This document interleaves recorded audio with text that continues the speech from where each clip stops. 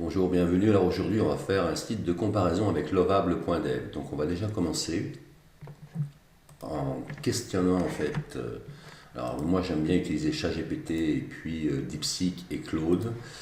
Donc on va commencer par Claude. Donc on va lui dire donne-moi les caractéristiques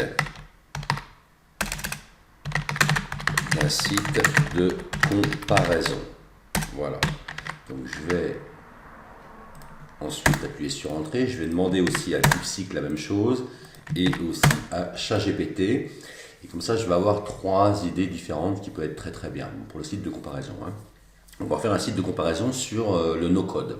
Donc interface intuitive, fil de recherche pertinent, design responsive, vous allez comparer plusieurs produits, d'accord, informations actualisées régulièrement, base de données, politique de partenariat. Donc lui, il a bien quand même développé la structure. Ensuite, DeepSeek qui nous dit interface conviviale, base de données complète, donc bien sûr, comparaison objective, aide outil à la décision, avis et notation, fonctionnalité, monétisation. Donc lui, il va quand même un petit peu plus loin. Et ensuite, moteur de recherche, fiche comparative claire, affichage des prix et des promotions, c'est ce qu'on veut un peu là. Notes et avis utilisateurs, interface, etc. Donc je vais prendre sur ChatGPT. Et maintenant, je vais lui dire crée un prompt, donc un premier prompt, pour lovable.dev afin qu'il crée un site de comparaison sur le thème du no-code avec des directives. Et là, j'appuie sur Entrée.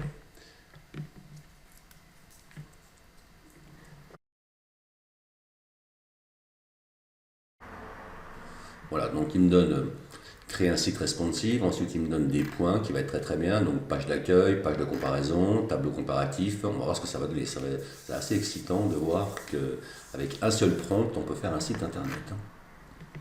Page fiche outil, page d'avis, très très bien, donc il donne beaucoup de choses, ça va être très très bien, donc Lovable il va pouvoir le créer comme cela.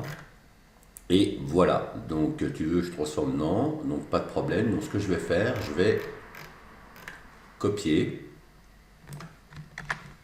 et je vais le coller sur Lovable. Alors donc c'est pas du tout la même URL, c'est pas lovable.dev, c'est lovable.dev solution, etc. Donc je vais vous donner le lien.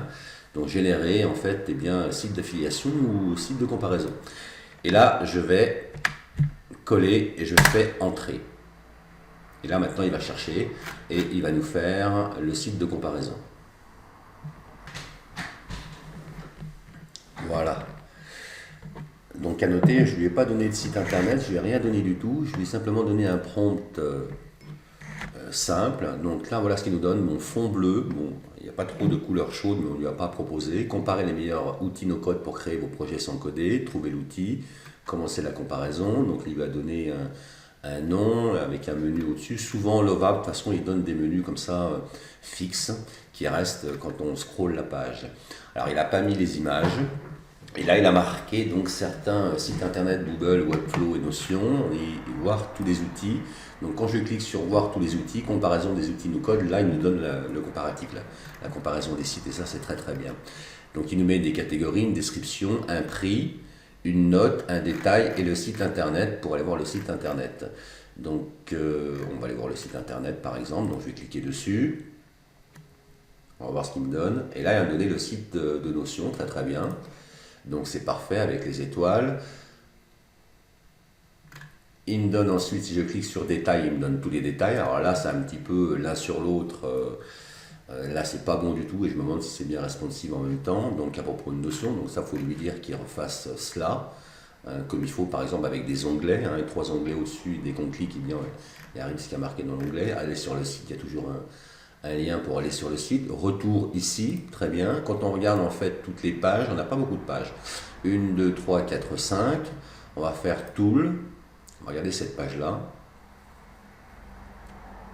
Donc outils non trouvés pour l'instant. L'outil que vous cherchez n'existe pas ou a été retiré. Très bien. Ensuite, Review, donc c'est une sorte de témoignage. Pour l'instant, il y a une erreur. Donc il m'a donné une erreur là pour l'instant. Et ensuite, l'égal type, page non trouvée. On retourne sur le site, donc la page d'accueil. On va essayer de fixer l'erreur. Donc là, il est en train de fixer l'erreur, c'est très bien. Donc dès qu'il marque une erreur, c'est lui qui la fixe automatiquement, il faut lui dire. Et puis voilà, donc ce serait quand même pas mal d'arriver directement sur la comparaison, ça on peut lui dire, rechercher un outil, donc c'est très très bien pour un seul prompt, eh bien c'est quand même pas mal. Donc il faut lui dire ensuite de mettre les images, il faut changer certaines URL si elles ne sont pas bonnes, et puis certains textes. Alors on va voir pour changer certains textes si on peut le faire. Donc là il a enlevé l'erreur, maintenant je vais cliquer sur Edit, et là je vais essayer d'éditer. Alors qu'est-ce que je peux éditer? Alors des fois on peut éditer, des fois on ne peut pas. Là c'est marqué à gauche de changer le texte avec un prompt, donc on ne peut pas changer le texte soi-même. Celui-ci c'est pareil, celui-ci c'est la même chose, là on n'a pas besoin de changer, donc en vérité il faut lui dire à chaque fois. Et ça peut être des fois un problème, parce que quand on a envie de changer eh bien, quelquefois un petit texte ou quoi que ce soit, on est obligé de remettre un prompt. Ou alors, ce qui marque en bas à gauche, ça va être directement le titre qu'on a sélectionné. On peut lui dire, bien, change ce texte en un autre texte, par exemple. Donc ça, je vais l'enlever. Donc on n'est pas trop mal pour le premier jet. Souvent, Lovable, quand vous allez faire un site internet, une application, il va vous donner un template, il va vous donner, voilà, mais rien ne sera relié. Et quelquefois après, vous allez partir dessus comme cela.